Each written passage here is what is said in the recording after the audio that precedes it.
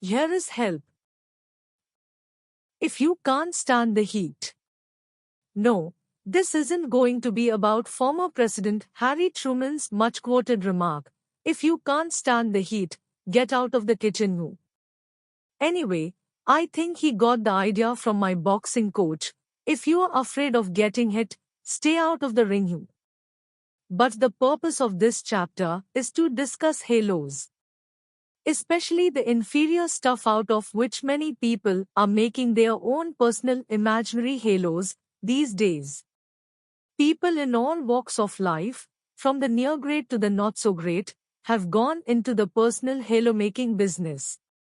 These self-made halos are worn in the wearer's own imagination as self-righteous symbols of their own goodness and their self-publicized good deeds, whether in the family group, or social service organizations, or in churches, clubs or wherever their halos provide self-gratification. There seems to be an ever-increasing number of people who put on their self-made halos and go forth to champion good causes.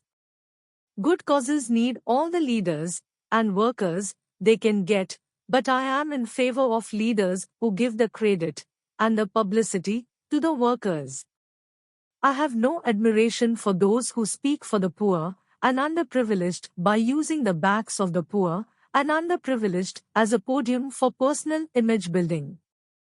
There are those who prove their leadership by conspicuously marching in front, especially for television.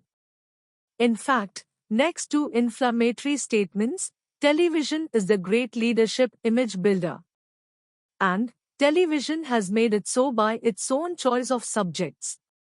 Television and radio and the press would do a greater public service to devote less time and space to pompous or inflammatory statements of television-built leaders and devote more time and space to the statements, opinions and situations of those whose problems need to be solved and to those who are working at the grassroots to solve them.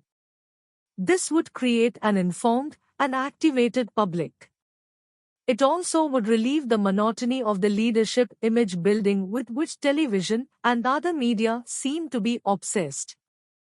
Until that enlightened and interesting change of focus, we have one consolation: as the public spotlight gets brighter and hotter, the self-made, ersatz halos of some publicity-built leaders begin to wilt. And nothing looks sillier than a would-be leader with a self-made halo which wilted when the going got hot.